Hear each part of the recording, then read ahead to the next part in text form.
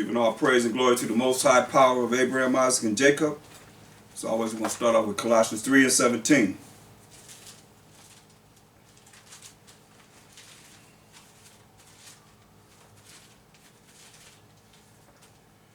And whatsoever you do in word or deed, that's whatever you say, whatever you do in action, do all by Hashem Mashiach Yahushai, giving thanks to the Most High and the Father by Hashem Mashiach Yahushai. So all that we say and do is going to be in the name of the Anointed Savior. Today we're going to go into Genesis, the 41st chapter. Genesis, the 41st chapter. We're going to start at verse 1.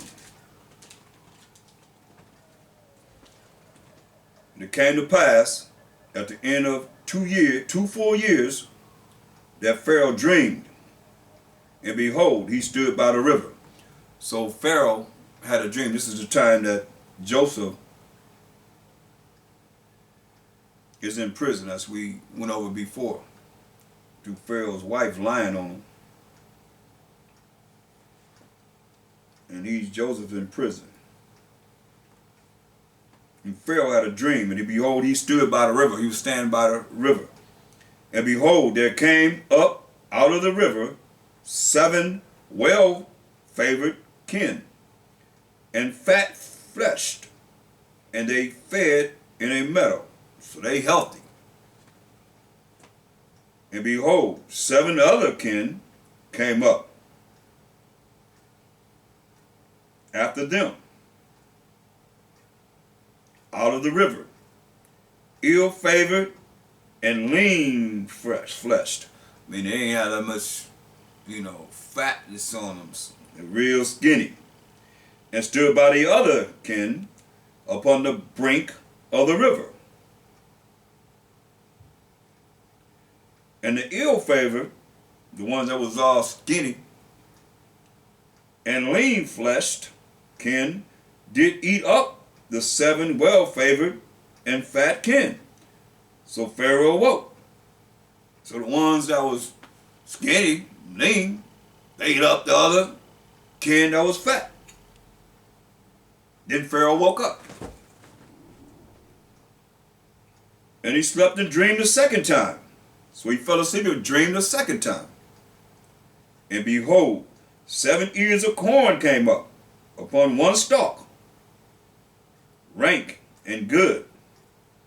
So 7 ears of corn came up upon one stalk, and they were good. And behold, 7 thin ears, and blasted with the east wind, sprung up after them.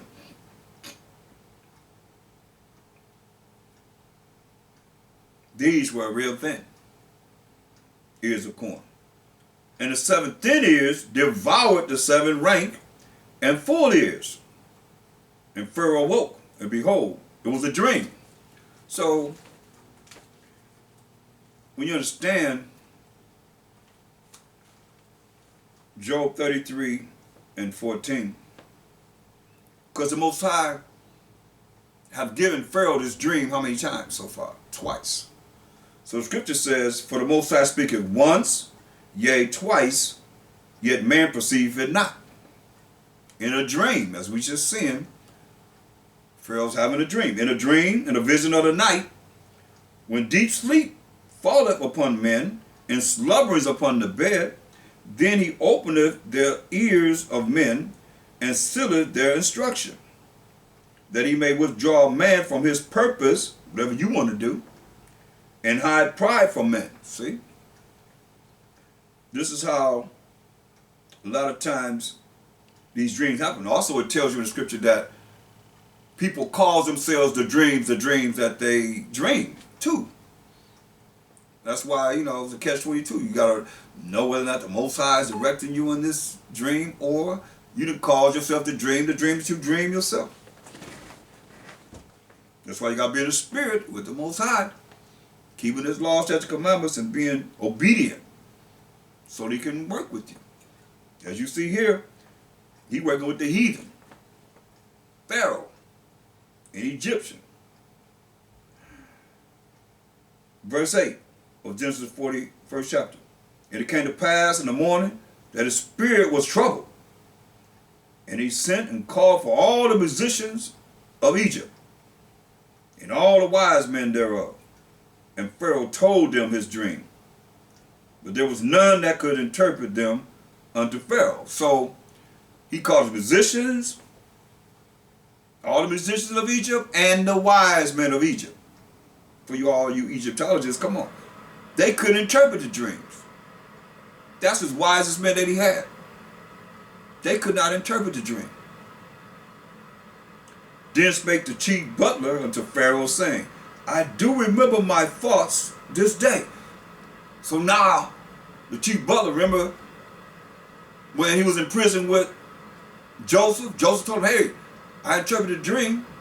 You're going to live. Basically going to be killed, put to death. He said, remember me as I'm in this prison. And give a good word for me, right? Look at verse 1. And it came to pass at the end of 2 full years. That means starting the 3rd year that Joseph's in prison. 2 years already passed. Going on the 3rd year. Now the butler, in verse 9, then spake the chief butler unto Pharaoh, saying, I do remember my thoughts this day. Pharaoh was wroth with his servants, and put me in ward in the captain of the guard's house, both me and the chief butler, chief baker. And we dreamed a dream in one night, I and he. We dreamed each man according to the interpretation of his dream. And there was there with us a young man, an Hebrew servant to the captain of the guard. Talking about Joseph. And we told him, and he interpreted to us our dreams. To each man according to his dream he did interpret.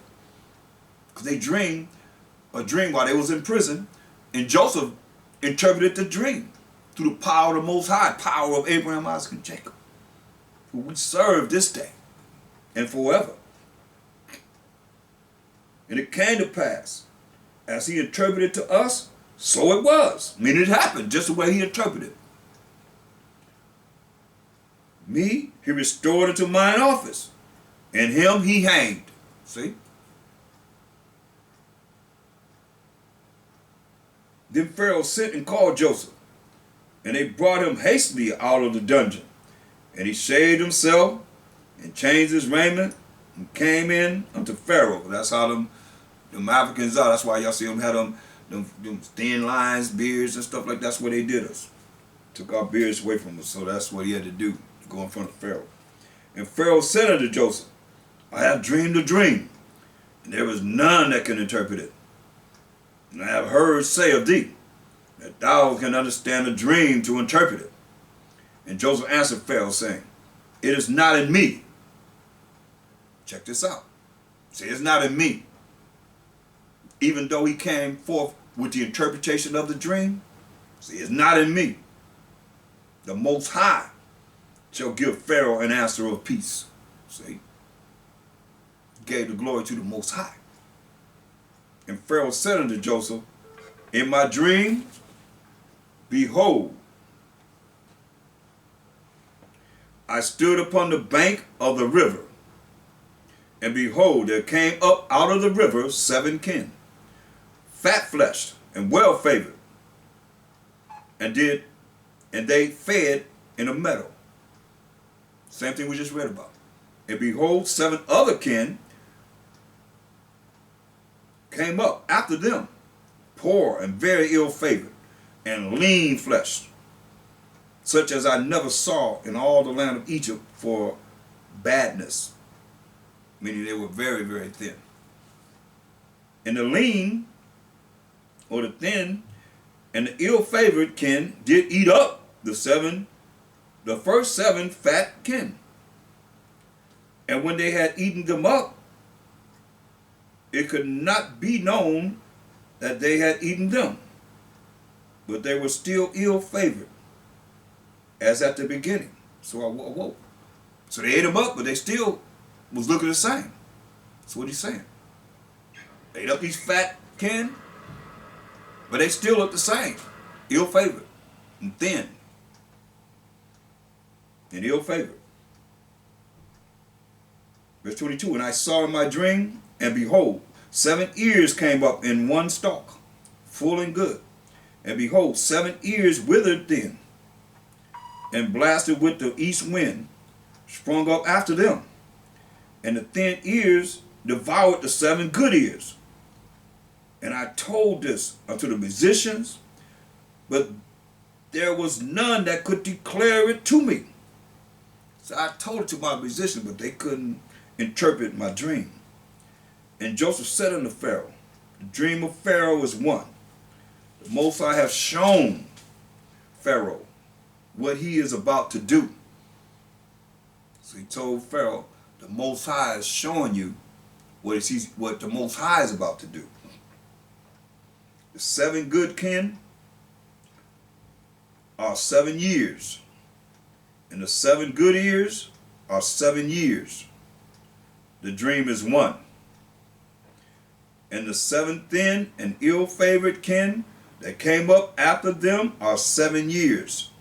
And the 7 empty ears blasted with the east wind shall be 7 years of famine. You have 7 years of food shortage. This is the thing which I have spoken unto Pharaoh, what the Most High is about to do. He showed unto Pharaoh. Behold, there come 7 years of great plenty throughout all the land of Egypt. So you have a lot of crops. It's going to be plentiful for 7 years.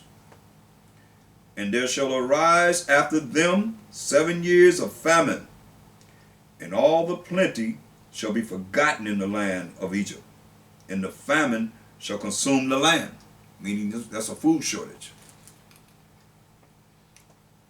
It says it's going to consume the land. And the plenty shall not be known in the land by reason of that famine following, for it shall be very grievous. It will be heavily on the land of Egypt. It's going to bring about sadness, no food.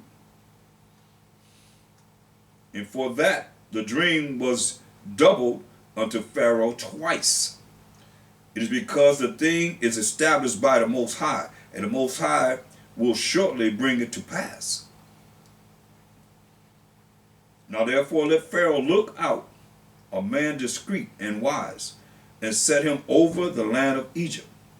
Let Pharaoh do this, and let him appoint officers over the land, and take up the 5th part of the land of Egypt in the 7 plenteous years. So take up the 5th part of the land of Egypt in the 7 plenteous years. You know, I mean, take up as much as you can, because it's 7 years. So take up 5 parts, 5 parts, so whatever you get. And let them gather all the food of those good years that come, and lay up corn under the hand of Pharaoh, and let them keep food in the cities. And that's why they stockpiling food.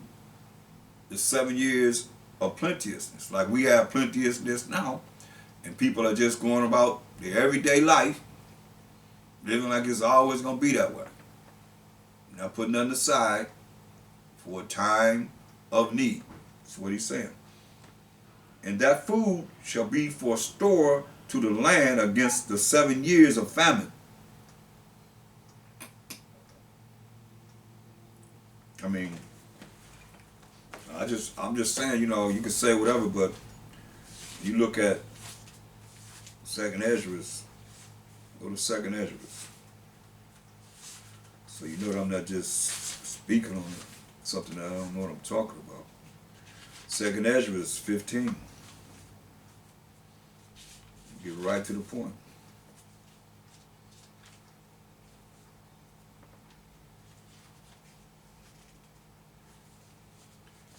It says,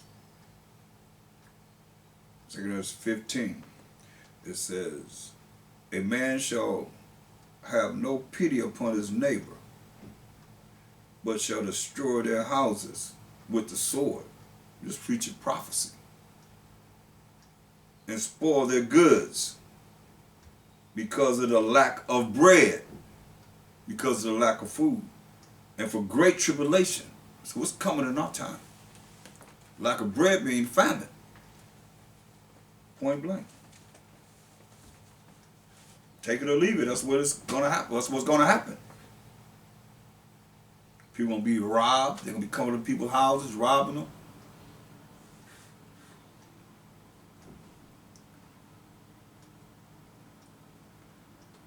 Verse 37. And the thing was good in the eyes of Pharaoh, and in the eyes of all his servants. And Pharaoh said unto his servants, can we find such a one as this is, a man in whom the Spirit of the Most High is? You recognize how this Egyptian Pharaoh recognized the Spirit of the Most High on Joseph? Contrary-wise to where we at now. In our captivity, ain't recognizing nothing. This is what they say concerning us. I just got to bring it because the Spirit is saying it's needed, because a lot of you don't know. If you don't know, you won't know how they think. Listen. For all the prophecies that we know, from Genesis to Revelation, everything in between, the mysteries that's known, he recognized the Spirit of the Most High. On Joseph, you're going to see to what extent.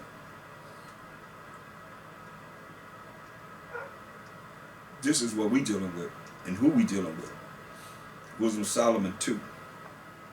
For the unrighteous said, reasoning with themselves, but not aright. They have counsel with themselves, but not right. Our life is short and tedious, and in the death of a man there is no remedy. Neither was there any man known to have returned from the grave. So that lets you know that they don't believe in who? Mashiach Yahushua, who rose on the third day. See? For we are born at all adventure, and we shall be hereafter as though we had never been. And we can back that up in Scripture. It tell you they're going to perish like their own dung. They go down the toilet. That's what it says in Scripture. And they telling you how they think. For the breath is in our nostrils is as smoke, and a little spark in the moving of our heart, which being extinguished, our body shall be turned into ashes, and our spirit shall vanish as the soft air. So they don't understand the in-depth knowledge, wisdom, understanding that the Most High has given his servants, the prophets, in these last days. So let's get to the point how they're going to deal with us.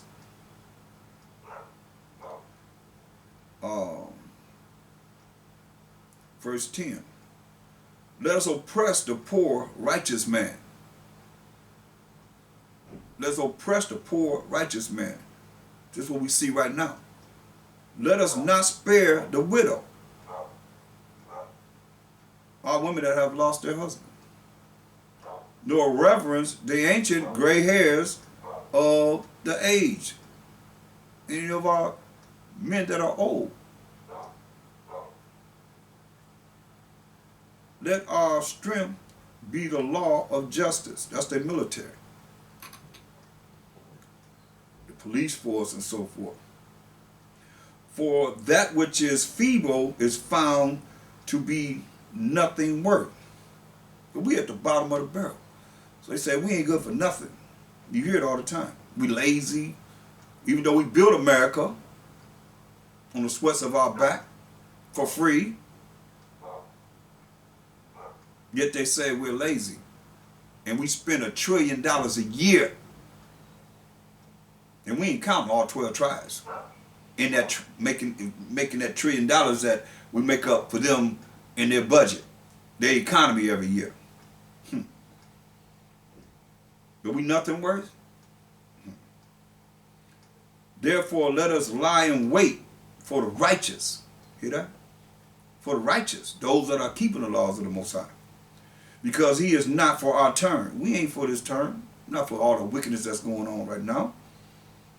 And he is clear contrary to our doings. That's right. That's with anyone that's going against the laws, statutes, commandments of the Most High. He upbraided us with our offending the law. Yeah. We do challenge them on offending the Most High's law. Those are Most High's law. So you say you ain't under the law, you say you ain't got to follow our power, the Most High.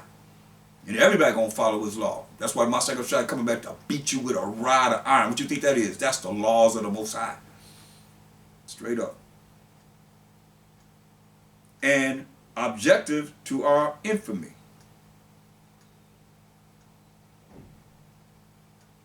The transgressings of our education. Hear that? Because it's false education. You're not teaching the truth.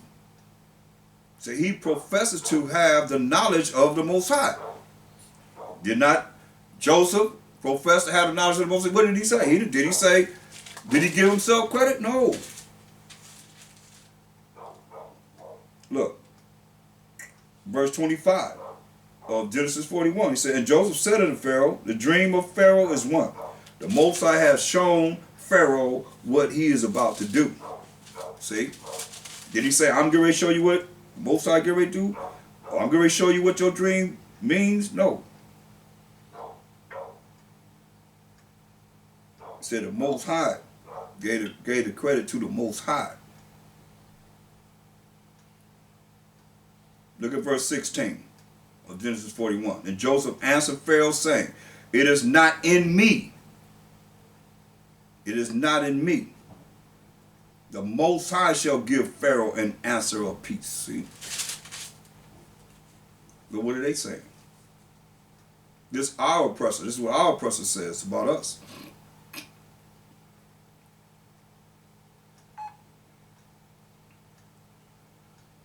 Wisdom of Solomon 2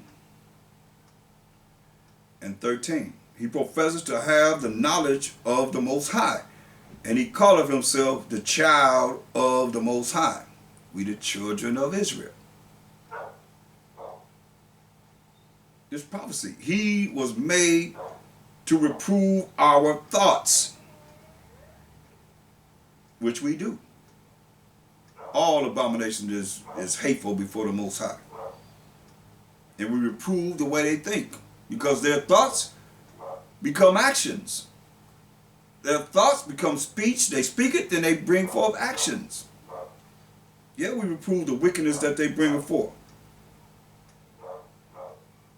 He is grievous unto us even to behold. They say it's sad for them to even look at us. For his life is not like other men's. The true Israelite man's life is not like other men's. He's learning it, living and applying his life every day. He ain't just a Hebrew Israelite when he come around the brothers and the sisters on the Sabbath day. You're a Hebrew Israelite every day. And whatever it comes out from you teaching out there, should be able to bring it out at any time. At any time.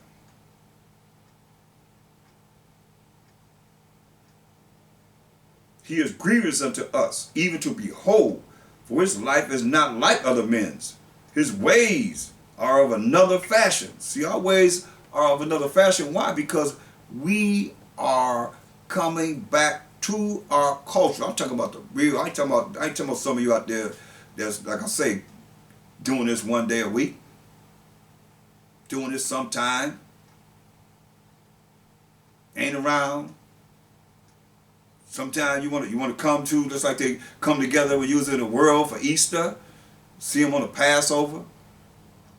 But you claim to be an Israelite. Most I said, hey, Gather yourselves together, gather together, O nation I desire. The Most High have no respect to persons. But you think he got respect to you as individualists. No.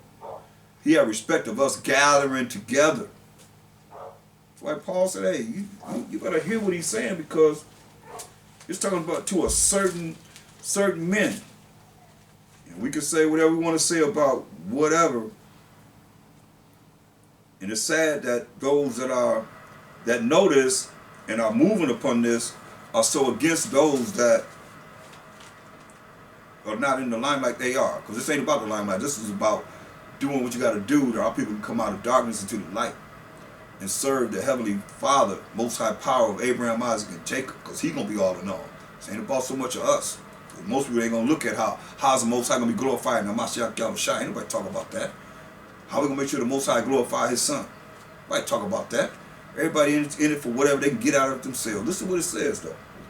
Hebrews 10:25 says, for not forsaking the assembly of ourselves together as the manner of some is, but exhorting one another, and so much the more as ye see the day approaching. For if we sin willfully, after that we have received the knowledge of the truth, there remaineth no more sacrifice for sins. Mashiach Yahushua ain't going to the Most High on your behalf. When he tells us that we got to assemble ourselves together. That's why I commend those that are from the East Coast, and I'm coming on at 7. You come on at 10 o'clock and get off at 1, 2 in the morning. Come on. I'm sorry, people that can't really look at, oh, I'm tired. It's 9 o'clock. And they don't come on till 10 o'clock. And you beat at 9 o'clock. And then did everything they had to do all day, starting at 10 o'clock at night, you know? Weak nature. Weak nature. It says, for if we sin willfully, this is after he told us, not forsaking the assembly ourselves together. Say, for if we sin willfully, after that we have received the knowledge of the truth, there remaineth no more sacrifice for sins. And Mashiach Yahushua not going to the Most High as that ultimate lamb sacrifice, his precious blood shed for the children of Israel. He ain't say, I ain't going to the Most High on your behalf no more.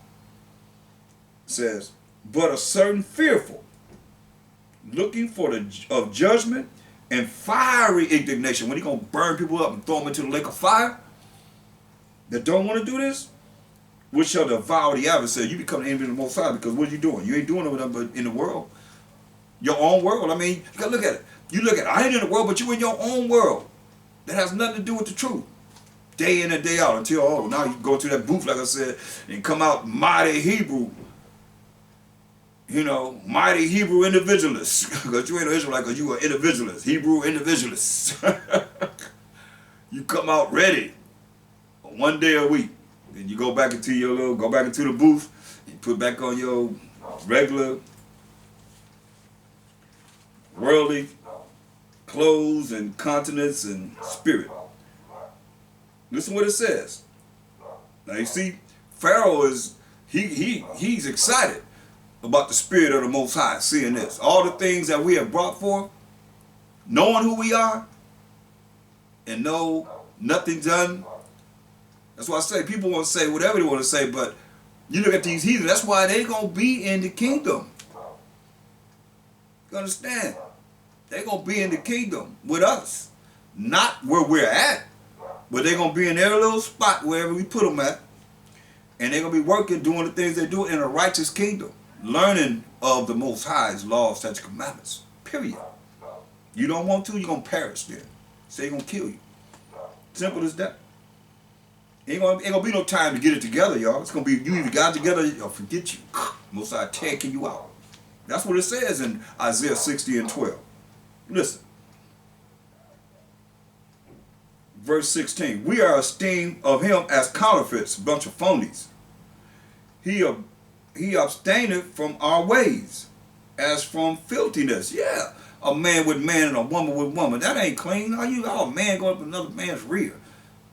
Come on, that's filthy McNasty, the woman being with another woman. Come on. Then she got to act like she's a man. Just get a man. He pronounces the end of the just to be blessed, which we are going to be blessed. Because we following the orders, the rules and regulations of the Most High, his laws, statutes, commandments. And maketh his boast that the Most High is his Father. Come on. Do I need to read it to you? Acts 3:13. I like to go to the New Testament because that's what most people or whoever you got to deal with, that's what they only believe in. They don't know anything about the Old Testament, so we got to give them what they know. No, I won't say what they know, but what they supposed to go by, mostly. So let's give it to you. Say that we say the Most High is our Father, so who is he the Father of?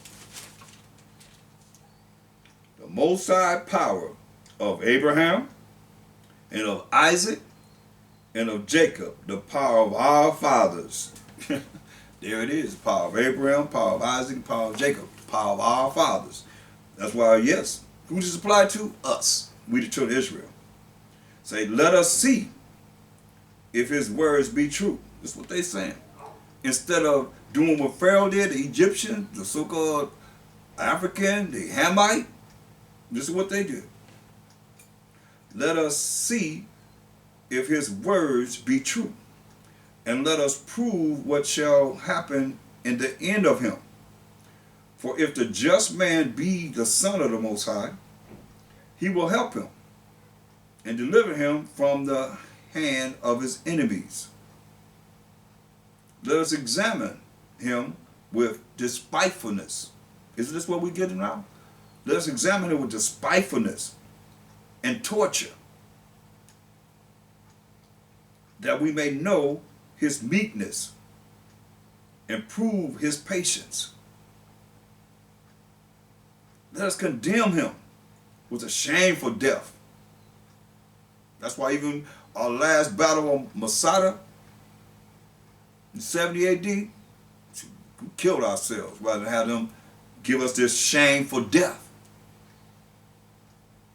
You see? Because their rock is not like our rock. Their rock is like Sodom and to like a Gomorrah. As you can see right now. You don't take a rocket science to figure this out. You just got to have your eyes open, your ears open.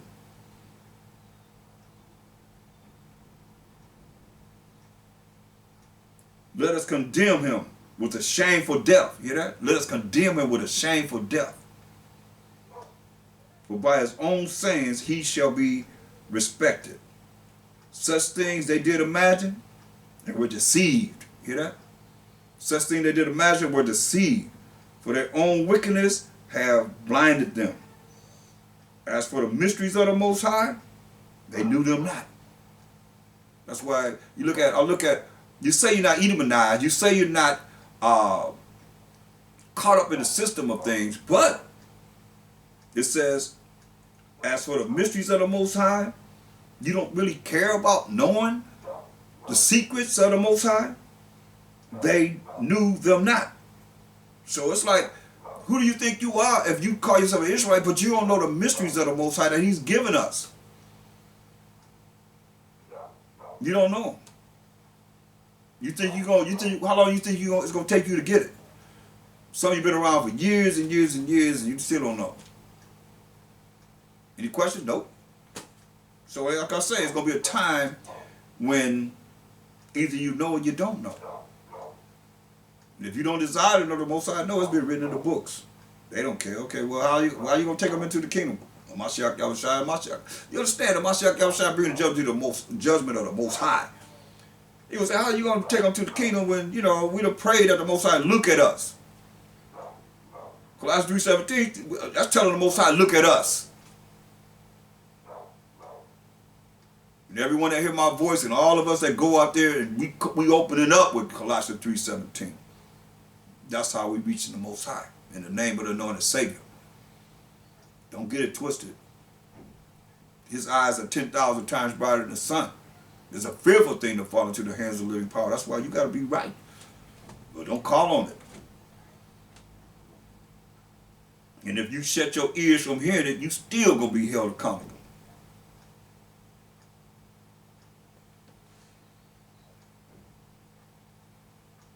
Verse 22, as for the mysteries of the Most High, the secrets of the Most High, they knew them not.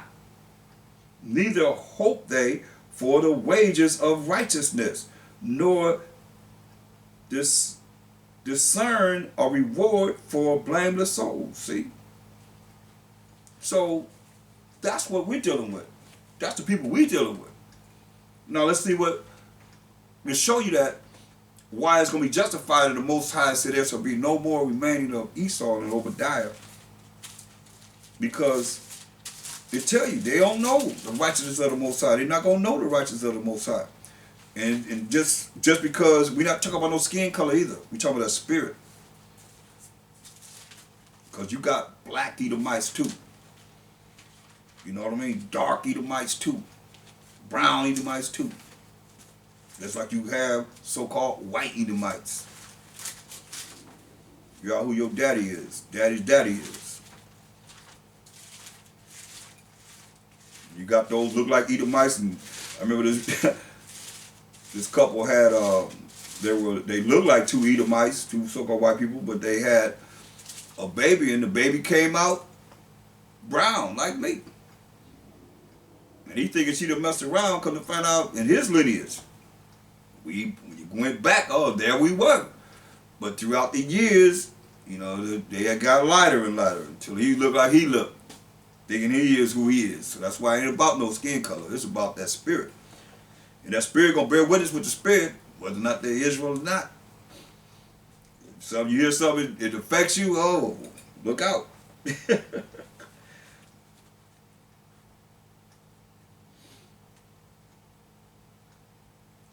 Look at Genesis 41 and 38 again. And Pharaoh said unto his servants, can we find such a one as this is? He went to his musicians and all the wise men of Egypt and said, hey, you got to interpret this dream. None of them could. But Joseph came out of prison and interpreted the dream. Say, can we find such a one as this is? A man in whom the spirit of the Most High is?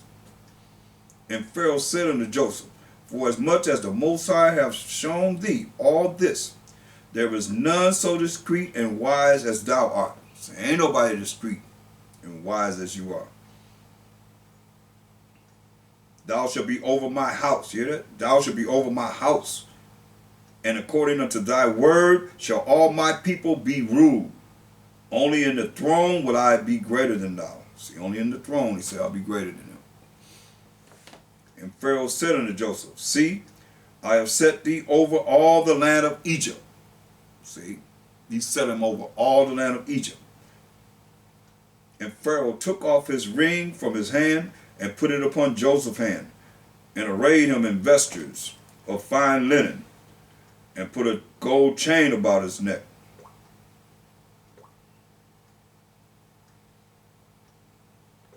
Put a gold chain about his neck. And he made him to ride in the second chariot which he had. And they cried before him, bow the knee. And he made him ruler over all the land of Egypt. See? Joseph became ruler over all the land of Egypt. That's when Egypt became powerful, when we were there. And Pharaoh said unto Joseph, I am Pharaoh, and without thee shall no man lift up his hand or foot in all the land of Egypt, without Joseph. And Pharaoh called Joseph's name, they always change our name, Zaphnath Paaneah. And he gave him to wife Asenath, the daughter of Potiphar, priest of On. And Joseph went out over all the land of Egypt. As second in charge, mind you. And Joseph was 30 years old when he stood before Pharaoh, king of Egypt. And Joseph went out from the presence of Pharaoh and went throughout all the land of Egypt. And in the 7 plenteous years, the earth brought forth by handfuls. Remember, it's supposed to be 7 years of plenteousness, where they can, you know, take the plenteousness and save it for the years of famine. And he gathered up all the food of the 7 years, which were in the land of Egypt, and laid up the food in the cities. The food of the field, which was round about every city, laid he up in the same. Verse 49, Genesis 41:49. And Joseph gathered corn as the sand of the sea, very much, until he left numbering, for it was without number. And unto Joseph were born 2 sons before the years of famine came. So he had 2 sons before the years of famine came, which Asenath, the daughter of Potiphar, priest of On, bare unto him. And Joseph called the name of the firstborn Manasseh, for the Most High said, He hath made me forget all my toil and all my father's house, made to forget. In the name of the second son, second called he Ephraim. For the Most High have caused me to be fruitful in the land of my affliction. I am fruitful, Ephraim. And the 7 years of plenteousness that was in the land of Egypt were ended. So 7 years of plenteousness was ended. And the 7 years of dearth began to come, or famine, or food shortage began to come, according as Joseph has said. And the dearth was in all lands, but in all the land of Egypt there was bread, which means food. You know, bread means food. Like I said, there's going to be great tribulation, and they're going to be robbing and killing people and stealing people's goods coming into their houses in our time, in the future, for the lack of bread, as it says. That just means food. And great tribulation.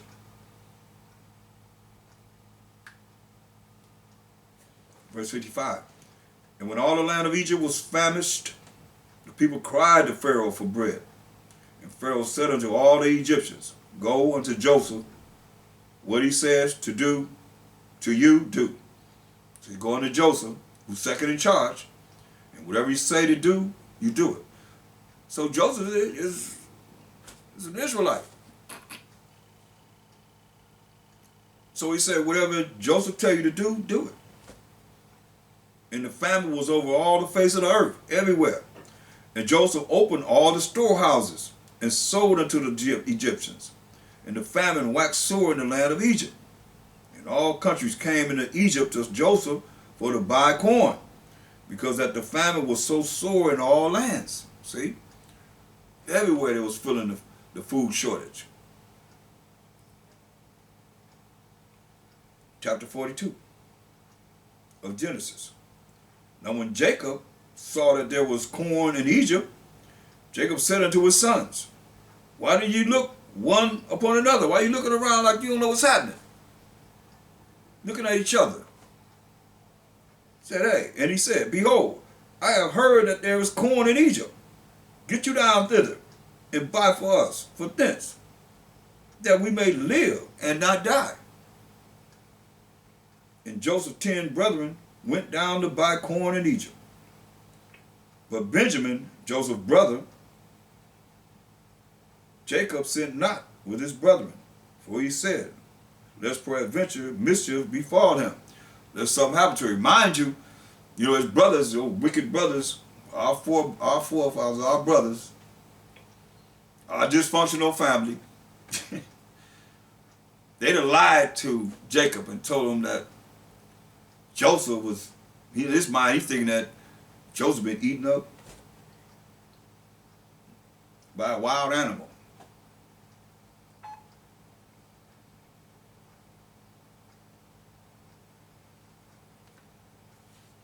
Verse 5. And he didn't send Benjamin, that's Joseph's brother. Remember, his brother had Joseph and Benjamin, Rachel, who Jacob loved. With her wicked butt. I'll say that because he took Laman's idols. He was hiding them underneath her pillow. When she on a cycle, had a little pillow that they lay on. She on my cycle, lying and stuff. Had his idols underneath her. Most I killed her too. in childbirth, when she had Benjamin, she's gone. She's not around no more. That's why it's very important. Once you learn this truth, you better stay with it, or suffer the wrath of the Most High. Verse 5, and the sons of Israel came to buy corn among those that came, for the famine was in the land of Canaan. And Joseph was the governor over the land. And Joseph was the governor over the land of Egypt, an Israelite. And he it was that sold to all the people of the land. It was Joseph that sold to all the people of the land that's coming to Egypt, because the famine is so tremendous in their lands that they're living in. And Joseph's brethren came, his 10 brothers came, and bowed down themselves before him with their faces to the earth. Remember, Joseph had a dream, and about how his mother and father, his father and mother and his brother bowed down to him. And remember, Jacob, rebuked him for that. Shall we bow down to thee? This is in the future. That's right now you see. This is what they're doing. You see it right here. In verse 6.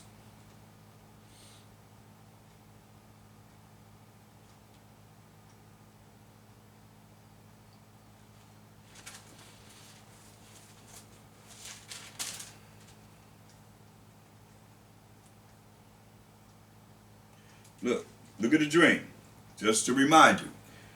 Genesis 37 and 5. And Joseph dreamed a dream, and he told it his brethren, and they hated him yet the more. So he dreamed a dream, and his brothers hated him, because Jacob showed favor to Joseph, because he had him in his old age.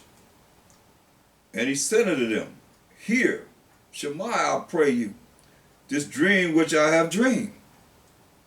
For, behold, we were binding sheaves in the field, and lo, my sheaf arose and also stood upright.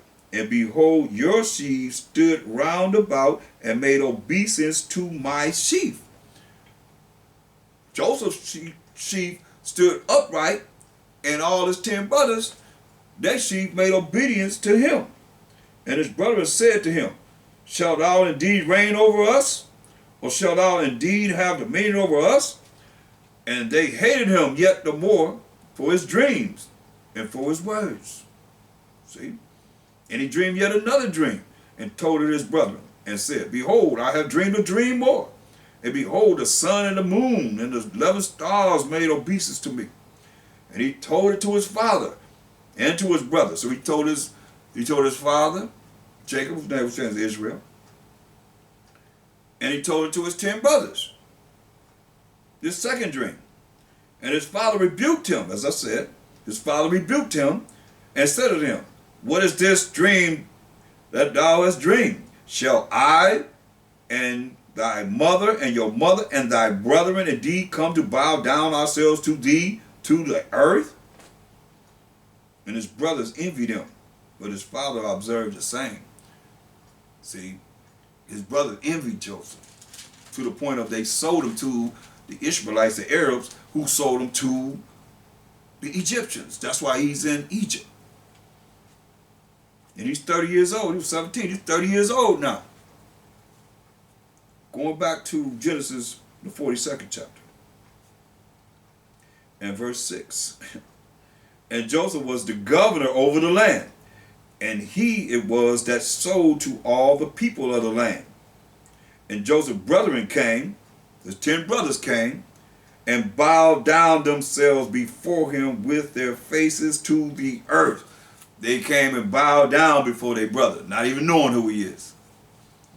But his dream is true, because they just did it, didn't they? We just read about it. That's what they did. And Joseph saw his brethren, and he knew them. Joseph knew who they were, but made himself strange unto them, and spake roughly unto them. And he said unto them, Whence come ye? And they said, From the land of Canaan to buy food. And Joseph knew his brethren, but they knew not him. Because remember, Joseph is, under Pharaoh. Remember, he shaved and did all the things, Pharaoh put on his clothes. Now he's second in charge, so he's looking like an Egyptian to them. And Joseph knew his brethren, but they knew not him. They didn't know him. They didn't recognize him. In other words, mind you, it was all these years that went by. He'd been in captivity under the Egyptians and, been through all the things he'd been through. And Joseph remembered the dreams which he dreamed of them and said unto them, Ye are spies to see the nakedness of the land ye are come. And they said unto him, No, nay, my power, my master, but to buy food are thy servants come. See? They even claim to be his servants. We are all one man's sons. We are true men. Thy servants are no spies. So we have a father who is Israel. And we not no spies. And he said unto them, Nay, which means no, but to see the nakedness of the land ye are come. Remember, he's speaking roughly to them. And they said, Thy servants are 12 brethren, the sons of one man in the land of Canaan. And behold, the youngest is this day with our father, and one is not. Talking about Joseph.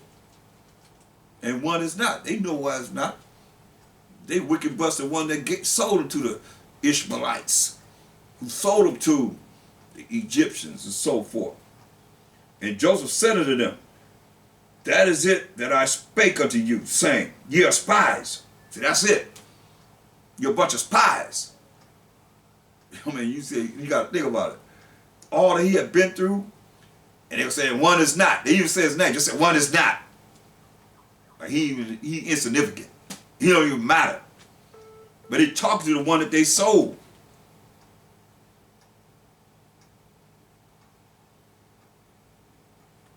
Yes, hello? No?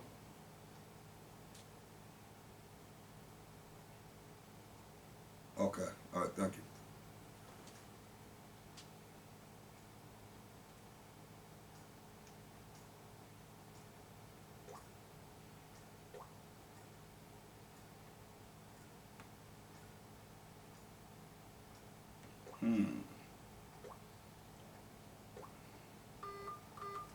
Salakia, excuse me. Conversation mode is on. Everyone can now be heard. Can I be heard now?